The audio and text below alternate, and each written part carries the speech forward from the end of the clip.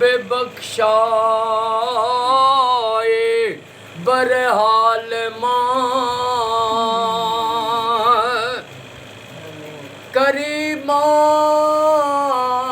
बेबख्शाए बरहाल माँ के हस्तम असीरे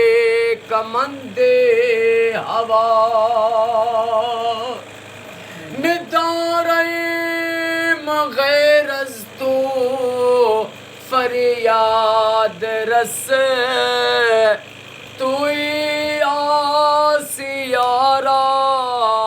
खता बख्श बस या अल्लाह या रहमान या रहीम या करीम रब ओ मुझा मौला अज 22 ज़ुल्हज साईं मोहम्मद रमज़ान मुग़ल साईं महबूब जी लख सलवात पढ़ाई ओ मौला मिठे मोहम्मद जे सदके मौला अली जे सदके ऐं हज़रत शहीद मीसम जो वास्तो थी मोहम्मद रमज़ान मुग़ल साईं जो अॼो को ख़ैर पंहिंजी बारगाह में उहद जबल जेॾो लिखण क़बूल फरमा रब मोहम्मद आले मोहम्मद जे सदके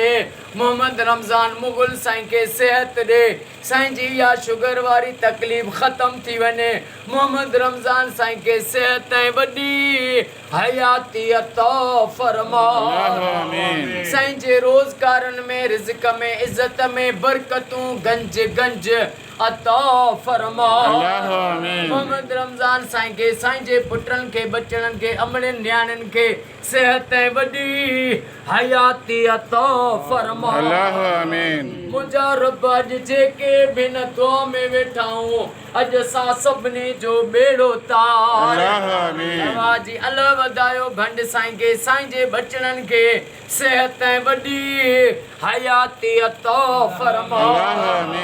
बाबा साबिर हुसैन साईं खे गुलाम शबीर अब्बासी साईं खे साईं जे बचड़नि खे क़यामत ताईं आबाद फरमा केॾो केॾ फैज़ मोहम्मद साईं खे रोज़गारी अता फरमा जेके बीमार आहिनि उन्हनि खे शफ़ा अता फरमा जेके बे औलादी आहिनि उन्हनि खे औलाद अता फरमा जेके बीमार आहिनि उन्हनि खे शफ़ा अता फरमा बे औलादनि खे औलाद अता फरमा महबूब जी सारी उम्मत खे फिरके वारियत खां बचा हर सुन्नी शिया मोमिन जे घर लख सलवातूं पढ़ियूं वञनि इहा दुआ क़बूल फरमा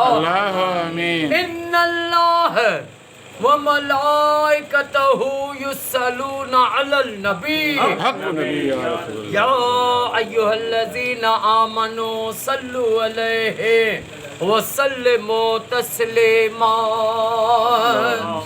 अल्लाहुम्मा सल्लि अला मुहम्मद व आले मुहम्मद ला इलाहा इल्लल्लाह मुहम्मदुर रसूलुल्लाह नारे हैदरी